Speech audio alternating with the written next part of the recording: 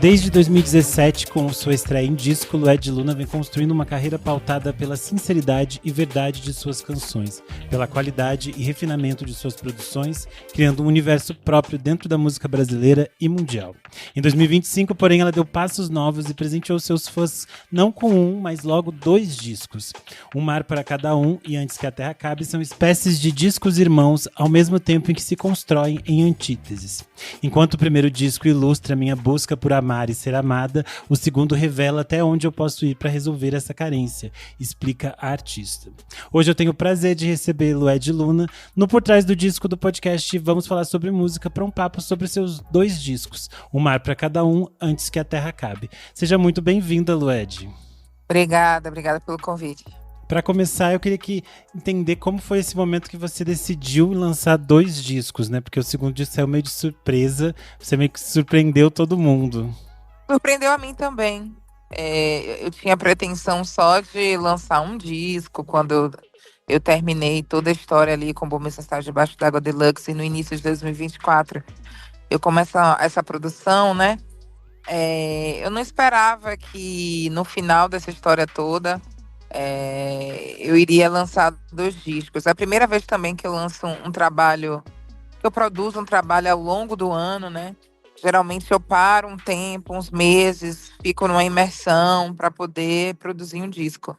Essa foi a primeira vez que eu produzi o disco fazendo outras coisas, vivendo outras coisas, encerrando o show, com outros projetos paralelos, festa, show xadê, enfim, muita coisa acontecendo na vida profissional e na vida pessoal também, e acho que tudo isso foi atravessando essas produções, no sentido de canções novas foram nascendo, eu estive aberta aos novos encontros com outros produtores, com, enfim, outras linguagens, e de repente eu me vi com um material extenso, assim, muito grande, e das primeiras canções que já estavam pré-produzidas e mais formatadas, surgiu uma para cada um, né? De repente eu fiz uma estrutura ali, uma ordem das canções que já estavam mais prontas e o disco nasceu por geração espontânea, assim. Era um disco aquilo ali que eu tinha. Eu compreendi que o que eu já tinha ali era um disco e que não fazia sentido tentar impor, enfim, impor outras canções, tentar forçar com que as canções excedentes entrassem naquele universo que se criou ali espontaneamente, que foi um Mar para Cada Um. Então eu respeitei isso e depois eu tive que pensar o que fazer com o resto. E a partir dessas canções excedentes nasceu o Antes que a Terra Acabe, que por serem canções que nascem no mesmo contexto, da mesma Lued de 2024, etc, etc, não fazia sentido também eu pegar essas canções e lançar, sei lá, em 2028, sabe? Daqui a 3 anos ou 2 anos, porque eu fiquei com essas canções excedentes. Não, eu percebi que eram frutos de uma mesma história, que tinham, de uma maneira ou de outra, a mesma temática, e tentei conectar o que já havia nascido com o que estava por vir, que foi o Antes que a Terra Acabe, e percebi isso, né, que eram discos antagônicos e espelhados, e a mesma coisa, só que visto de uma perspectiva diferente, né? E assim nasceu Antes que a Terra Acabe, né? Dessa necessidade de ter muito o que dizer, e do respeito com o que já estava dado, que foi o Mar para Cada Um. Sim, você falou um pouco desse universo de encontros, de trocas com outros produtores. Eu acho que esse é um disco que ele é muito pessoal. Os 2 discos, né, são discos muito pessoais seus, mas também de muita troca, de muito afeto com essas outras pessoas que te cercam. Então a gente tem ali o Zudzilla, tem vários amigos que aparecem ao longo dos 2 trabalhos. Eu queria entender um pouco para você como que é essa troca com todas essas pessoas e a importância disso para a construção dos 2 discos. Foi a primeira vez também que eu fiz um disco com vários produtores, né? Geralmente eu fiz um disco com Um Corpo no Mundo, foi com um produtor só, o Sebastião Nutini. O segundo disco foi produzido por mim, por Cato Changuet, o Bom Mesmo Está Debaixo d'Água. O Bom Mesmo Está Debaixo d'Água Deluxe fui eu, o próprio Cato, e aí eu trouxe o Theo Zagrai, que tinha uma expertise ali com com batida, com produções mais eletrônicas e tal. E aí fomos nós três. Essa é a primeira vez que praticamente cada faixa é um produtor. E foi muito bom trocar com alguns com que eu já conhecia, já admirava, já tinha tido alguma troca. Outros que eu vejo produzir em casa, que é meu companheiro, né? A Requinte, por exemplo, era uma produção que ele estava fazendo para ele e eu gostei da batida, já falei, não, quero para mim. Foi uma das últimas canções que entrou, foi Requinte. Porque eu gostei muito do beat e eu queria no disco. Não tinha nem letra, enfim. E também encontros com que a música me proporcionou, né? Robert Glasper, que eu conheci pessoalmente em Nova York, que eu fui conectada pela Dee Oasis, que eu fiz um feat, enfim. A Dee é uma cantora e baixista norte-americana, que eu fiz um feat no trabalho dela, no deluxe dela. E aí ela conhecia o Robert pessoalmente, que eu já tinha trombado em Nova York, e aí ele me deu uma atenção, assim, foi super generoso. E Isaiah, que eu conheci por causa do trabalho do Robert, e Takuya, que eu conheço por causa do trabalho do José James. Aí tem o Brett, que é um amigo de todos e todas que vem para São Paulo direto, e aí me conectou com Takuya. E a Aline, que é minha amiga pessoal, e que a gente já teve vários projetos, e a Tari, que eu conheci no Rádio Gatilho, do DJ Niak, que é um projeto de Niak, que ela canta com a Fat Family. Enfim, acho que a música foi criando essas conexões e foi escolhendo a dedo quem deveria estar nesse disco, assim. Sim. Você falou um pouco dessa coisa de como a música foi escolhendo. É muito interessante, por mais que tenha todos esses encontros, a gente tem uma unidade muito bonita em cada trabalho. Cada trabalho tem ali a sua identidade sonora, né? Mas é muito interessante como há uma construção das suas letras, da sua poética também. Eu acho que isso é muito bonito da gente ouvir e de você poder compartilhar isso com a gente. Queria saber um pouco mais sobre como que surgiram essas canções, esse momento que você está vivendo e como é para você transformar esses seus amores, esses seus desejos também em canções. É basicamente o que eu mais sei fazer da vida, assim, né? Eu acho que isso é uma não sei se é qualidade a palavra, mas assim, a minha experiência como mulher negra, né, no mundo, desde criança, parte muito desse lugar da inventividade, né, da criatividade. Na ausência de uma amiga, eu tinha uma amiga imaginária chamada Lisa, então, na ausência de amores, eu tinha amores platônicos, assim, de anos amando uma pessoa, namorando sozinha uma criatura, assim. Então, esse lugar da criação, né? Esse lugar da inventividade, da criatividade, de poder experienciar a vida a partir da ideia mais do que da matéria, é algo muito comum para mim. E talvez muito comum para muitas mulheres negras, mas para mim, sobretudo, assim, eu passei muitos anos da minha vida vivendo dessa maneira. Então, ter me tornado artista e me comunicar com o mundo e me expressar do mundo dessa maneira é um lugar muito de muita intimidade, muito conforto, de muito natural para mim habitar a criatividade, assim, né, e me expressar a partir desse lugar.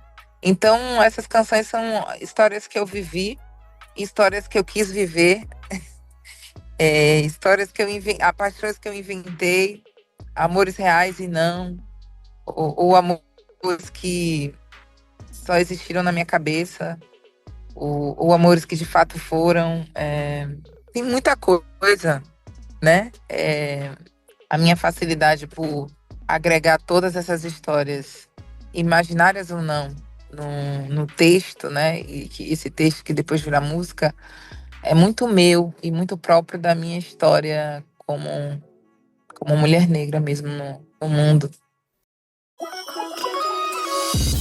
Who says you can't be the topic of conversation for all the right reasons? The Hyundai Tucson Hybrid pairs bold presence with advanced technology and sleek style. It's everything you didn't know you needed in an SUV and then some. Okay, Hyundai. Visit HyundaiUSA.com to learn more. Muito, muito bonito pra gente que pode compartilhar desse teu olhar sobre o mundo. Eu acho que os dois discos são absurdamente lindos. Eu acho que eu lembro que eu fiquei muito encantado a primeira vez que eu ouvi-los. E acho que agora a gente pode falar um pouco mais sobre os discos em si, né? Começar com O Mar para Cada Um, que tem esse título com uma vírgula, que as pessoas ficaram ali na espera, né? Querendo entender por que tinha essa vírgula. E depois você trouxe o segundo disco, eles se unem e se separam, e a gente pode começar falando da faixa de abertura, que é Gênesis, que eu acho que já dá um pouco do tom dessa conexão com o jazz, que é uma referência muito importante para você. Então eu queria que você falasse um pouco mais sobre essa faixa de abertura.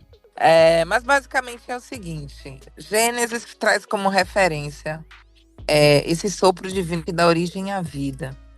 E esse sopro vem representado pelo sax. Esse sax, ele está presente não só nessa faixa, como em outras faixas também do disco, e assim como outros elementos de sopro, porque eu tenho como norte para esse trabalho o trabalho de Joe Coltrane. E o trabalho dele é Love Supreme, que é a tradução desse amor divino, do amor de Deus. É um disco que fala de amor, onde eu falo de busca de amor, onde eu estou buscando... Em cada faixa dessa, eu estou trazendo esse elemento da busca e eu resolvo essa busca com a compreensão de que eu sou um ser digno de ser amado, de que eu sou um ser divino.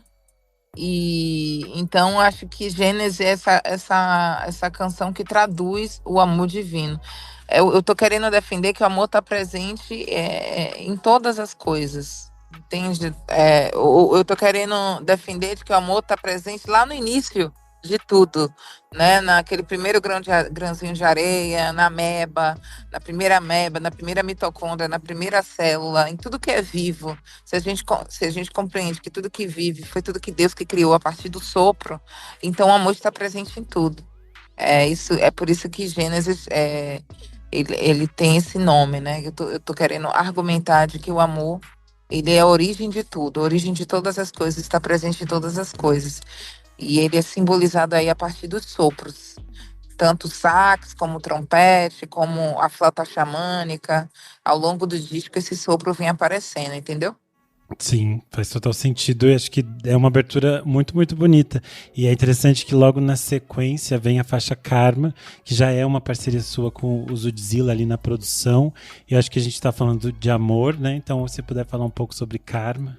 Karma é uma faixa produzida pelo Zud, que além de um excelente MC, produtor, designer, cozinheiro, pai, enfim, ele é tudo de bom. É uma faixa que fala sobre os amores impossíveis, né?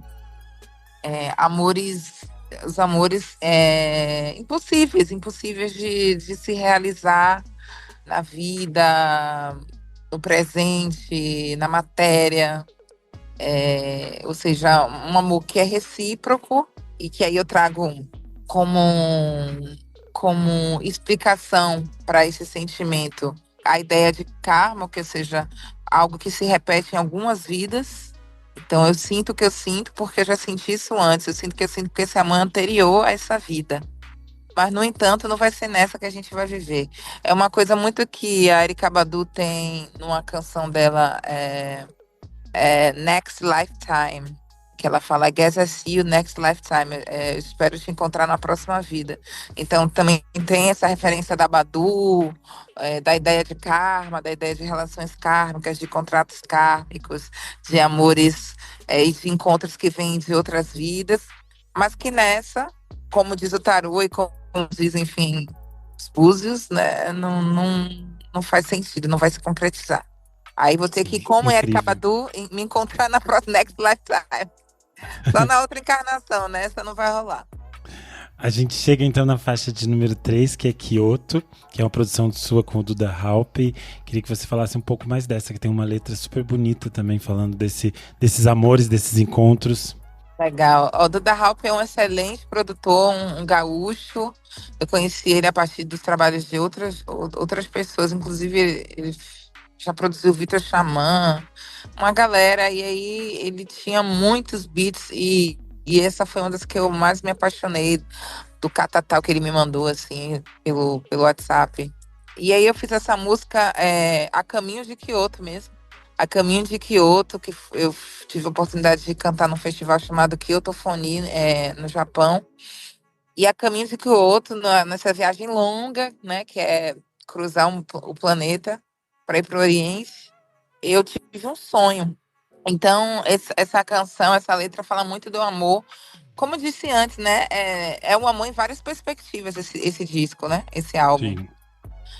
E aí tá esse amor num lugar onírico, né? Uma história, uma paixão, um beijo, uma história que aconteceu ali no sonho. No sonho. É por isso que eu digo, te dei um beijo, mas era sonho. A caminho de Kyoto, você não sai da minha cabeça. Que tá muito também nesse lugar do amor platônico, do amor só no campo da imaginação, né? Nesse caso aí, nesse campo onírico mesmo. Sim. A gente vai para a faixa Rota, que eu acho que ela já vai para um outro caminho, né? Que é esse amor se concretizando ali, fazendo o corpo do outro como a sua direção, né? Sua seta. Eu queria que você falasse um pouco dessa. Então, Rota de todas as canções do disco, Rota é uma letra antiga.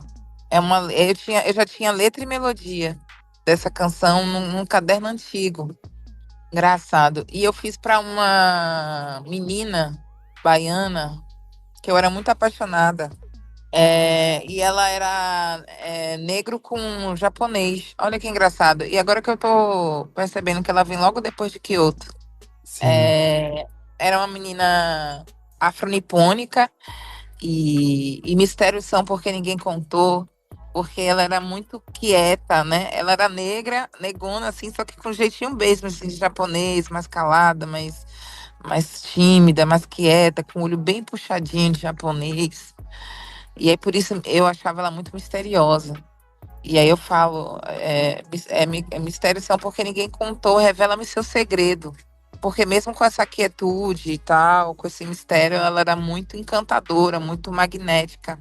Seu corpo é uma estrada reta, porque ela tinha o mesmo corpinho assim de japonesa, ela é bem magra, bem retinha, assim. É uma figura. O nome dela era Nara. É Nara o nome dela. E é isso, a gente nem nunca ficou, tá? Era só. Eu era uma paixão platônica também. Eu era apaixonadinha por ela, mas nunca rolou. E aí eu fiz essa poesia, deixei essa poesia guardada no caderno e recuperei ela. Sim. Essa foi uma E das é poucas curioso. canções, junto com Dentro Ali. Junto com Dentro Ali, elas são as duas únicas canções antigas, assim, de textos antigos e tal, de histórias antigas. É isso mesmo que eu ia dizer, que Dentro Ali vem logo na sequência, né? É uma faixa que você resgata lá do seu primeiro disco. Aqui a gente tem a participação muito luxuosa da Núbia Garcia. Queria que você falasse um pouquinho por que trazer essa faixa de novo pra cá. Dentro Ali, porque é isso, né? Eu gosto de. E é por isso que eu digo, como um corpo, uma para cada um, ele se impôs, né? Porque eu gosto de criar universo e eu acho que a gente cria universo com narrativa. Então, uma canção tá dialogando com a outra, né? Eu falo. Lá no início eu falo onde é que eu te encontro. E aí dentro ali eu sigo questionando. Então, caso esteja por vir, né? E o corpo é a seta. E caso esteja por vir, me reconheça. Então, assim, são canções e diálogos que falam muito isso de busca, de encontro, de mapa, de bússola, para encontrar esse amor, para concretizar esse amor, né? Ou essas paixões. E dentro ali é uma música do meu primeiro disco, que é um disco que me fez cantora, um disco muito especial, que também foi um farol para eu construir esses trabalhos, né? Eu queria retomar a Lued de Um Corpo no Mundo, que tinha um pouco dessa ingenuidade, liberdade para fazer música. E Um Corpo no Mundo não é um disco de amor, de jeito nenhum, é um disco super político, com temas super profundos, assim, e dentro ali talvez a única ou uma das poucas faixas, assim, que fala de amor naquele trabalho, né? No Corpo no Mundo. Então, eu quis retomar essa canção por isso, né? Para representar esse momento da minha vida que foi um Corpo no Mundo, que eu quis trazer essa presença, esse jeito de fazer disco, esse jeito de pensar a vida, esse jeito de pensar a música de Um Corpo no Mundo, quis retomar essa Lued, e porque também era uma música que fazia sentido com as outras, que eu tava, com as novas, né? É uma música que fala de busca, Sim. de encontro, então fazia sentido ela estar de volta. E aí, super rearranjada, com essa participação super especial da Nubai, que eu conheci na Bahia, e que super topou e super arrasou também, maravilhosa. E nasceu como nasceu. Incrível. Aí a gente chega em 4 Hz, que eu acho que é a faixa que as pessoas na internet adoraram, porque você falando tudo que tinha ali para falar para essa interlocutora.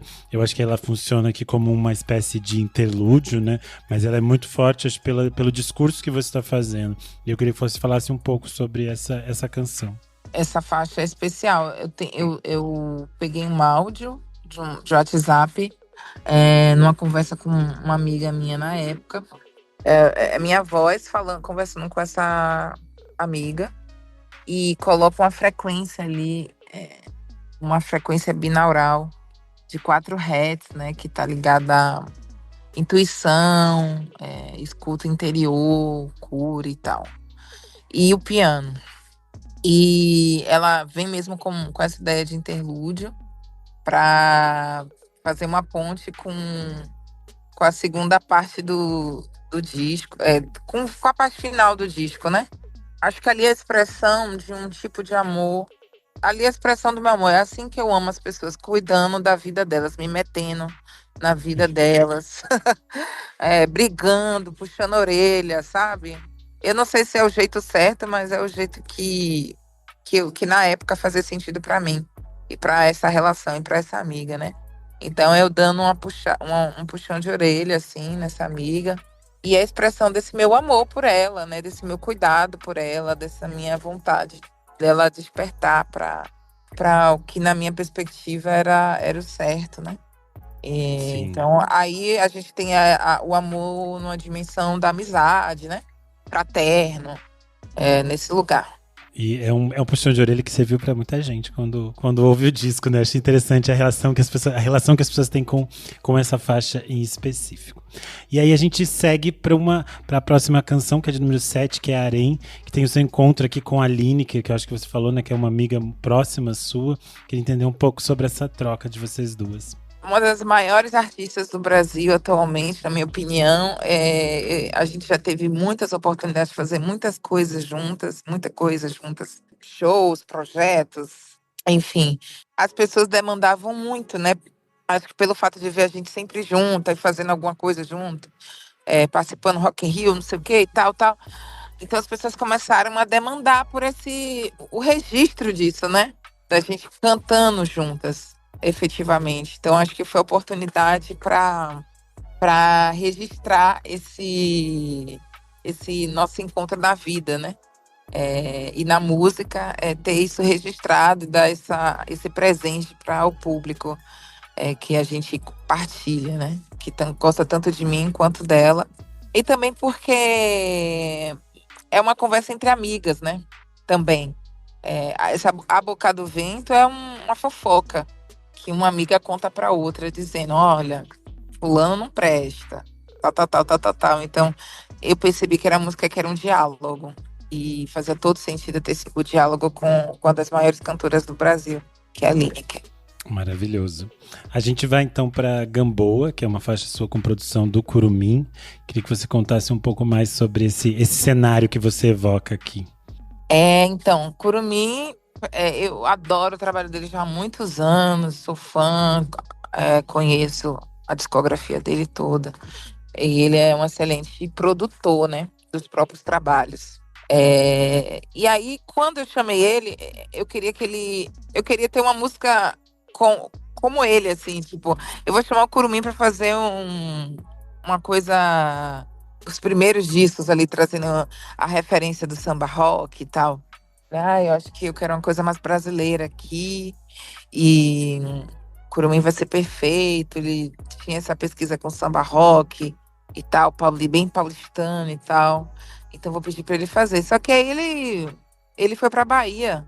Ele foi muito mais inteligente que eu e foi para uma ref Bahia, samba reggae, né? Ficou e Cuba e ficou a coisa mais linda, mais sedutora, mais sexy. Eu amo essa música, assim. Ficou muito melhor do que eu estava imaginando e do que eu propus. Então, essa faixa é uma faixa. Essa sim é uma história que aconteceu, baseada em fatos reais. Essa daí não está no campo da imaginação, realmente aconteceu. Teve beijo, teve toque, teve, né? E de uma criatura que eu conheci na Praia da Gamboa. Inclusive, a Lineker estava nessa praia, o Curumim estava nessa praia, tinha muitos artistas nessa praia, e esse rapaz estava na água, e eu fui lá dar um mergulho e conheci esse rapaz na água, por isso que eu digo, te conheci no mar, na Praia da Gamboa, e o resto é história, ela é muito storyteller, assim, né? Essa é a história de Gamboa. Incrível. A gente vai então para Salt, que é o seu encontro com a Thalie. A Thalie é filha da Daisy Cipriano, que era do Fat Family. Tem a participação também do Takuya Kuroda, né, que é o trompetista japonês. Queria que você falasse um pouco dessa faixa. Então, Salt é isso que eu gosto de criar diálogos com as músicas. Então, eu tô falando, te conheci no mar, não sei o quê, aí continuo no mar com Salt, né? Onde é isso, né? Eu falo de sal, de mar, de corpo, e trago essa referência do sexo, como acessando essas águas, esse oceano todo, esse corpo embarcação, sabe? Enfim, muitas metáforas. E a Thalia eu conheci num show que eu fiz junto com a Fat Family. Ela era convidada da Fat Family e ela me colocou para chorar, assim. Ela tem uma voz muito parecida com a mãe, um timbre muito parecido com a mãe, canta tão bem quanto a mãe. Todo mundo ali é muito demais, né? Fat Family é uma referência para mim. Elas abriram caminhos, assim, para o que muitos, muitos artistas fazem hoje, né? Do R&B, do soul e tal. E aí eu chamei ela no meio do palco, assim, falei, nossa, eu não tenho música, não tenho nada, mas eu vou lançar um disco e eu quero você nele. Na época eu não tinha nem música. Mas enfim, a palavra não faz curva. Eu fiz o convite, aí eu recebi esse beat do Duda também. Aí eu falei, nossa, isso aqui combina com Thalia. Perguntei se ela queria compor, ou se ela queria pronta. Ela falou, não, quero escrever também e tal. Aí ela escreveu a parte dela, ficou ótimo. E o Takuya pedia, o Groove pedia um sopro. É um disco que realmente tem e tem espaço para o músico, tem espaço para o som, tem espaço para a música, efetivamente, né? Então, eu deixei ali um solo de trompete do Takuya, que era um trompetista que eu conheci a partir do trabalho do Jorge James, que é um cara que eu sou fã também, do jazz lá dos Estados Unidos e tal. E ele tinha um trompete tão presente no trabalho do José que meio que se confundia, assim. Parecia que o disco era dos dois, né? Porque era um trompete muito, muito bonito, muito foda mesmo. Aí eu tinha um contato que conhecia e tal, tal, tal. E mobilizei, ele topou, gostou do som, topou. E foi assim que nasceu o Salt, assim. Para continuar esse diálogo com as águas, para receber esses dois convidados especialistas, moço. A gente vai então para a faixa Joia, que eu acho que você aqui já abre um diálogo com o Luiz Melodia, né? Tem a participação do Isaiah Shark. Queria que você contasse um pouco mais sobre Joia. Então, Joia é uma canção que eu fiz para essa mesma amiga que eu mandei o áudio, né? Por isso que eu digo que aquele interlude é uma ponte para conectar com o que vem no final, no fim do disco, praticamente. E Joia então, essa música que traz a mesma temática do áudio 4 Hz, que é para a mesma amiga também do 4 Hz. E ali é a minha perspectiva sobre ela e sobre a relação que ela estava tendo na época. e como eu gostaria que ela se visse. Então, eu queria ser espelho dessa figura, né? E aí volta a temática do amor fraterno, né? Volta a temática do amor fraterno e com a guitarra do Isaiah Shark, é um R&B bem clássico, assim, e pediam a guitarra. E o Cato sugeriu o nome do Isaiah Shark, e eu já conheci o trabalho dele por conta do Robert Glasper, que eventualmente ele toca com o Robert Glasper. E aí ele topou também, todo mundo foi topando, e aí as coisas foram acontecendo. Ele arrasou, ele toca com pessoas incríveis, e também tem um trabalho autoral, e aí ele arrasou também. Maravilha. A gente encerra o disco com você dialogando aqui com a Beatriz Nascimento em Baby Eu Te Amo. Acho que é um encerramento importante para esse disco, né? Queria que você falasse um pouco sobre esse final. Baby Te Amo foi escolhido por causa, volto a dizer, eu gosto de conectar as músicas. Sim. Então, Luiz Melodia tem eu trago o sample do Luiz Melodia da música Pérola Negra, que eu cito na música Joia. Sim. E aí, esse sample, ele fica como um mantra no final de Joia. Baby, te amo, não sei se te amo, baby, te amo, não sei se te amo. Então, há uns anos atrás, quando eu fui para Nova York pela primeira vez, eu conheci a Beta, que é a filha única da Beatriz Nascimento. Conheci ela num restaurante de soul food no Harlem. E aí ela me falou, nossa, minha mãe tem um livro, minha mãe escrevia, ela tinha poemas e tal, e aí fizeram um livro. E eu queria que um dia alguém musicasse e tal. Então ela me deu essa missão, né? De um dia, se eu quisesse, eu musicasse um desses poemas. E nunca aconteceu. Isso foi, nossa, há muitos anos atrás, mais de 5 anos atrás. E aí, finalmente, no tempo do tempo, né? Depois de 5 anos que ela me deu essa missão, fez sentido.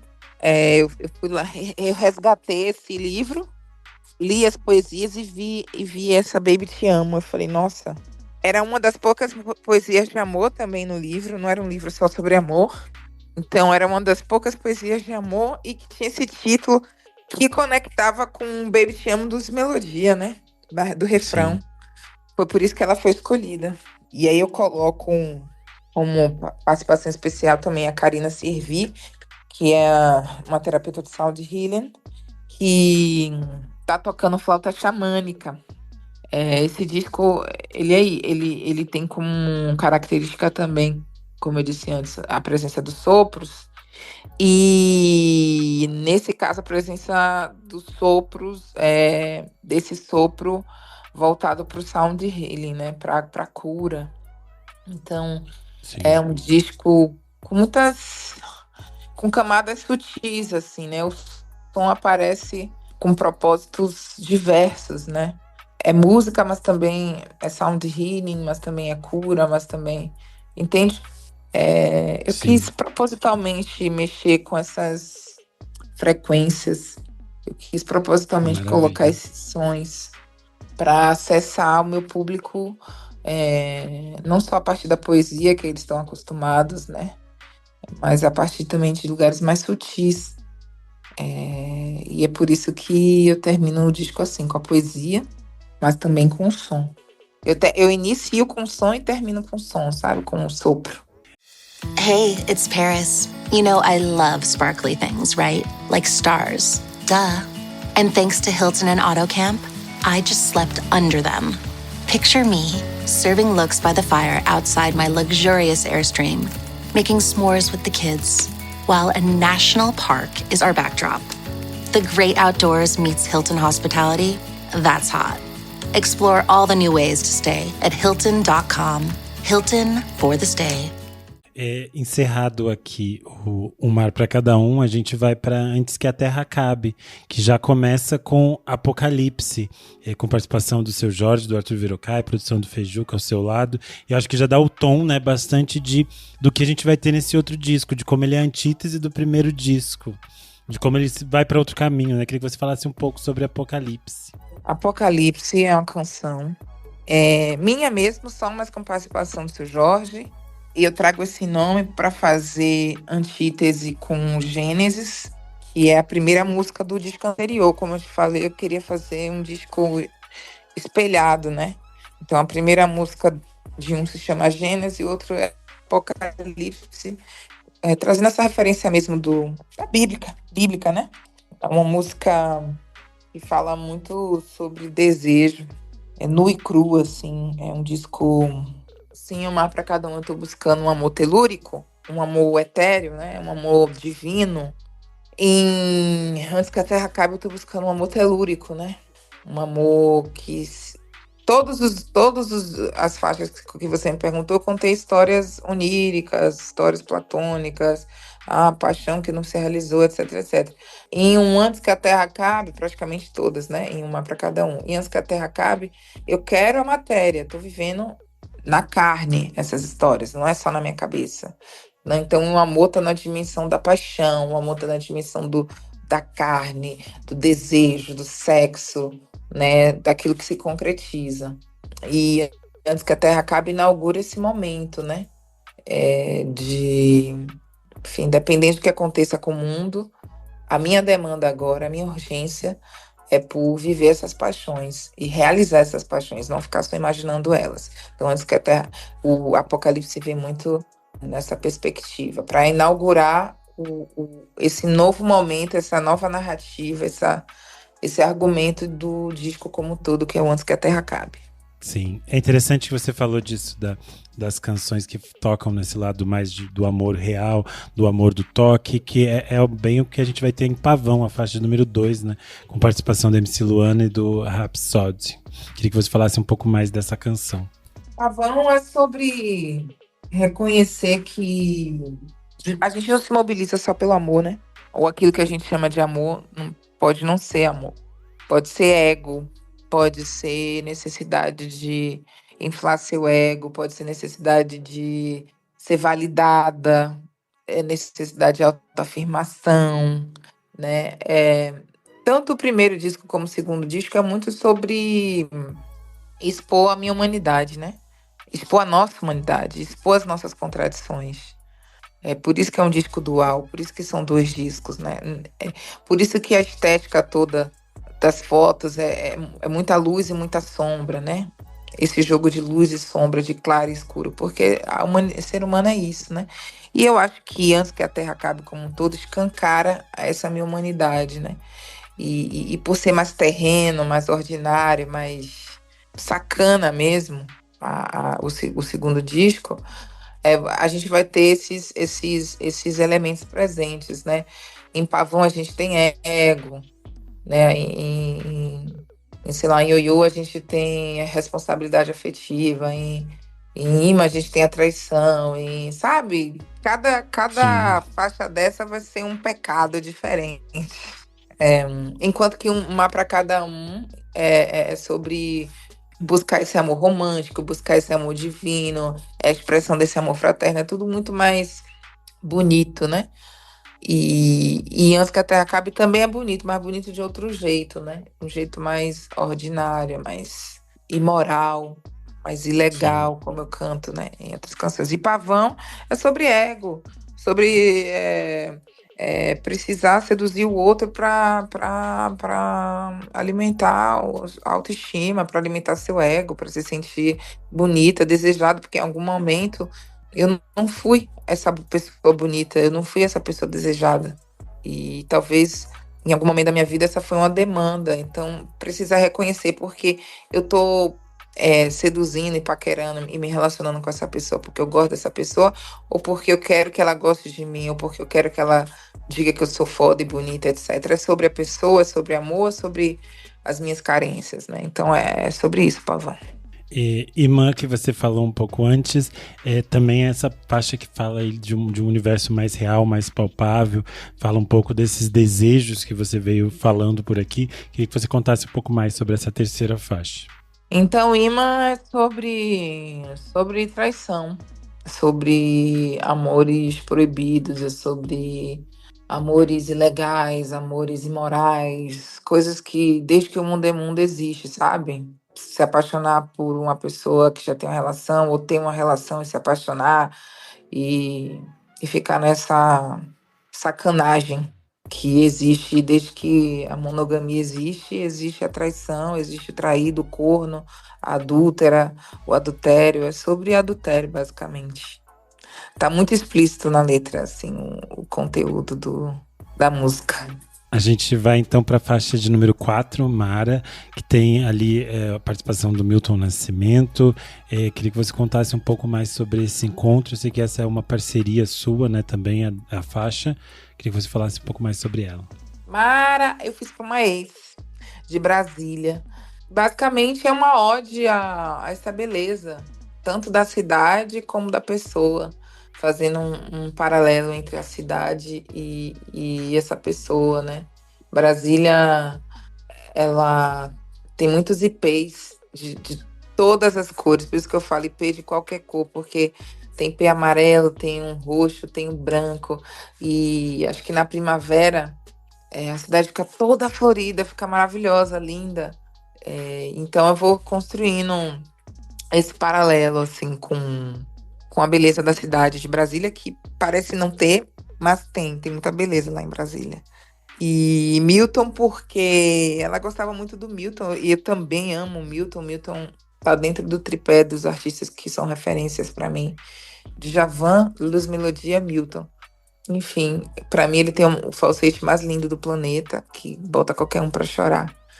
Então, é uma expressão dessa história que foi real, que de fato aconteceu, de uma namorada que era tão bonita quanto o falsete do Milton. Que lindo. A gente vai então para a faixa Ioiô, que é uma produção do Yuri Rio Branco. Eu acho que também tem um pouco dessa coisa do amor aqui, desse desejo, dessa troca. Queria que você contasse um pouco mais sobre Ioiô.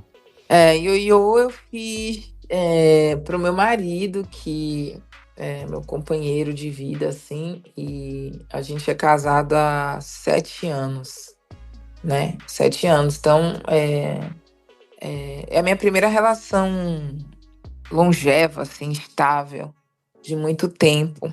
É isso, né? Muito, muito tempo com esse parceiro e acho que eu exponho muito os desafios de relações monogâmicas de longa data, assim, sabe? Porque o início é de um jeito, tem a paixão no início, mas depois tem essa paixão virar amor e virar família, e virar contas para pagar e responsa. Mas ao mesmo tempo você é o mesmo indivíduo que se apaixona, né? Você não deixa de ser um ser amante porque você vive um amor estável. Porque o amor é estável, o amor ele é calmo, o amor ele é tranquilo, o amor ele não tem a adrenalina da paixão, ele não tem a borboleta da paixão, ele não tem a loucura, o impulso, o ímpeto. Paixões vêm de pato, né? De doença, assim, a gente fica alterado mesmo, né? Quando a gente tá Sim. apaixonado. E o amor é a antítese disso. O amor é tranquilo, o amor é calmo, ele é chato, ele é. Ele é. Ele é uma água parada, entende?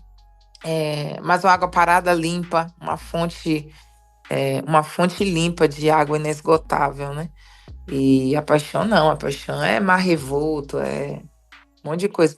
Então eu traço faço comparações, né? Vou colocando ali as diferenças, né? Faço um paralelo traçando as diferenças entre o que é amor e o que é paixão, a partir da minha relação com meu marido, né? E aí eu deixo claro a minha escolha, né? Que é pelo amor, que é o chão que eu escolhi fincar os pés é no amor. Porque apaixonada pra gente se apaixonar todo dia, toda hora. Tem muita gente apaixonante aí, tem muita beleza no mundo, né? Mas aí não dá pra habitar os dois mundos, na minha Sim. percepção, né? É isso que eu tô defendendo em Ioiô. A gente vai então para Farol da Barra, faixa de número 6, e aqui você fala bem desse universo mundano mesmo, né? Dessa troca, tem uns imagéticos bastante cotidianos. Queria que você falasse um pouco mais sobre Farol da Barra. Farol da Barra também é esse amor concreto. Eu quis trazer outra praia da Bahia, como eu trouxe Gamboa no primeiro disco, eu quis trazer outra praia da Bahia no segundo. O Farol da Barra é a paisagem de muitos amores, de muitos namoros, de muitos dates, de muitos encontros. Uhum. É um clássico para quem mora na cidade e para quem também não mora, para turista. Marcar um encontro no Farol da Barra, ver um pôr do sol no Farol da Barra, aí dar uns beijinhos ali, aí tal.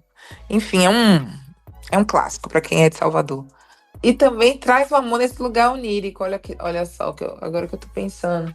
Que eu falo de sonho também, né? Que eu sonhei, mas é um sonho com a possibilidade de se concretizar, né?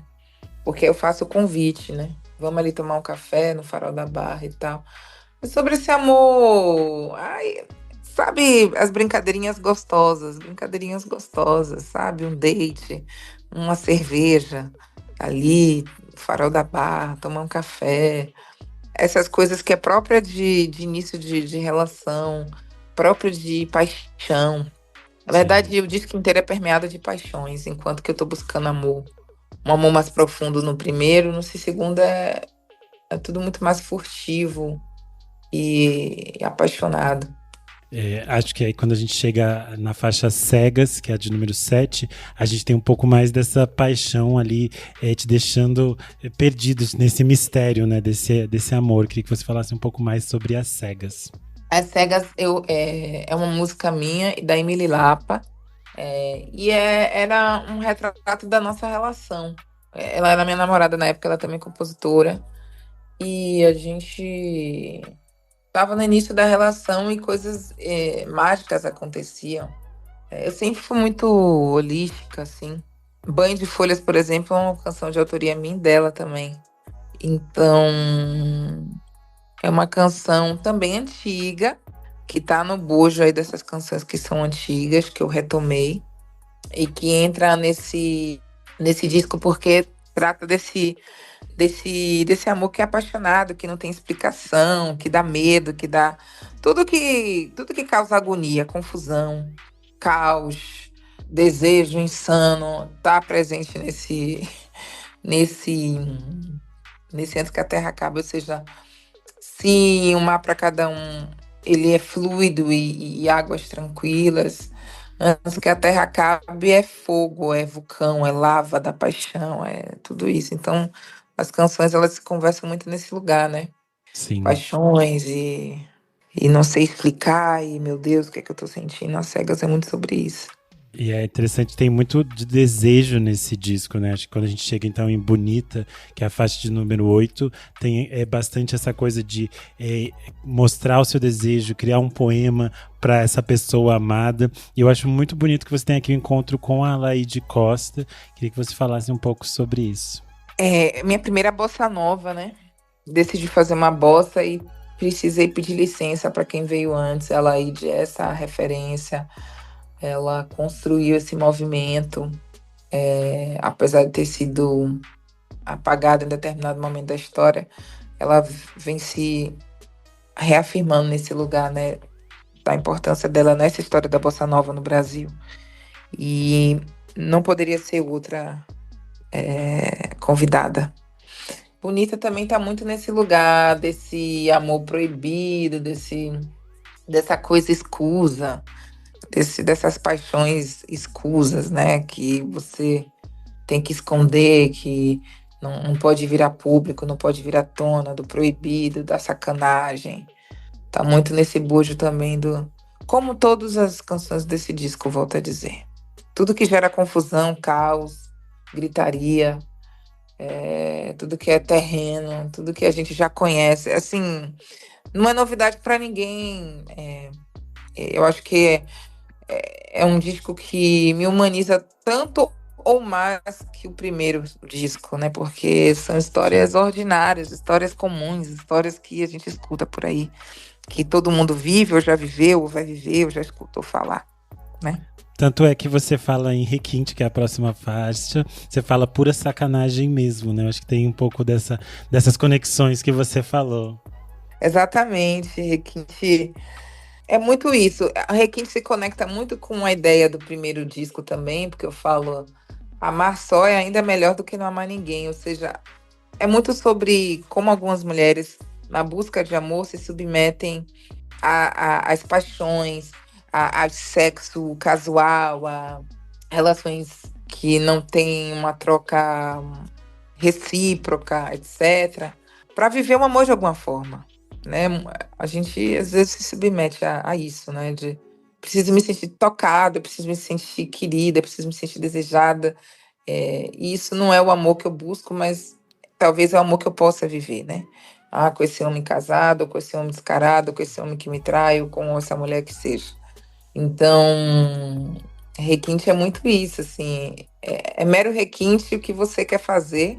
E a mulher tem consciência, sabe, de que geralmente a gente tem, só que a nossa carência, a nossa demanda por ser amada é maior do que a razão de saber que. E às vezes a gente não sabe, mas boa parte do tempo a gente sabe que a pessoa não presta, ou que a pessoa não tá dando o suficiente. Mesmo assim a gente vai, então é pura sacanagem mesmo, assim. Se é a sacanagem que é o que você pode me dar, eu vou estar aceitando, né? É uma crítica, mas ao mesmo tempo é a vida como ela é também, né?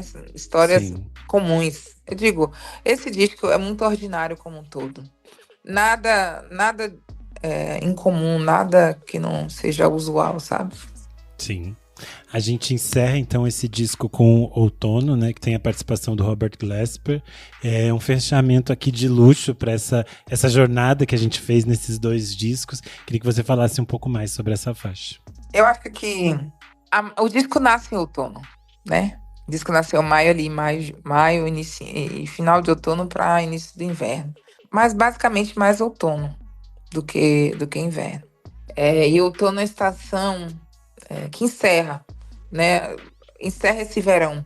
Sim. Esse verão da Farol da Barra, desse fogo, desse fricote, desse meu corpo faz verão, que eu canto em outono, né? Meu corpo faz verão, mas é outono, ou seja, eu vou esfriar, eu vou parar, vou aquietar, porque o frio, né, convida a gente a se recolher, convida a gente a estar mais dentro de casa, convida a gente, e aí, mais dentro de casa, convida a gente a pensar, a ler um livro, a fazer coisas mais de foro íntimo, né? Sim. Então, o Outono encerra esse disco fazendo esse convite, né? De massa, a gente se jogou no carnaval, na folia, a gente deu para quem pôde, para quem não pôde, para casado, para não casado, para homem, para mulher, enfim, a gente fez tudo que pôde, né? Vivemos nossas paixões, mas agora é tempo de refletir, de se recolher, de se preservar, de mudar a estação, se desapegar. É uma música muito sobre desapego também, né? Que eu falo. Não é fácil esquecer, mas mudar as estações do ano, ou seja, se desapegar dessas. E desapegar mais do que das histórias e das paixões, se desapegar dessa carência, dessa necessidade de ser amada a qualquer custo, de aceitar qualquer tipo de amor, entende? Sim. Então é uma reflexão para a gente voltar para o profundo. E aí a gente chega no. Poderia ser o oposto. Poderia ser o primeiro disco antes que a Terra acabe e uma para cada um. Né? Porque eu acho que o outono traz a reflexão para esse amor mais profundo e divino e que nos conduz ao alto amor, que é o que eu proponho em uma para cada um. É muito interessante como a gente tem a chance de escutar, a gente pode fazer essa ordem, porque eu geralmente escuto na ordem que é o contrário. Primeiro eu escuto antes que a Terra acabe, depois eu escuto o mar para cada um. Pois é, faz todo sentido também. Lued, eu só tenho a agradecer o seu tempo, a sua disponibilidade de conversar com a gente, de contar mais, de poder mergulhar de forma completa nesses 2 discos. Queria deixar esse espaço para você convidar as pessoas para te seguirem nas redes sociais, ouvirem o disco, todo esse serviço. Tá bom, obrigada a você. Desculpa a confusão, tá? Eu estava em trânsito. Sem e aí, problema. por isso que eu precisei de tempo para pensar e falar. Mas muito obrigada, a minha conversa. Eu sou _Renan Guerra em todas as redes sociais e você pode seguir a gente também no @podcast VFSM em todas as redes sociais. Além disso, você pode apoiar a gente no apoia.se/podcast VFSM. A partir de R$5 você tem acesso a vários conteúdos com bastante antecedência, participa do nosso grupo fechado para apoiadores no Telegram e também assiste algumas das nossas gravações ao vivo. É isso, até a próxima. Tchau, tchau.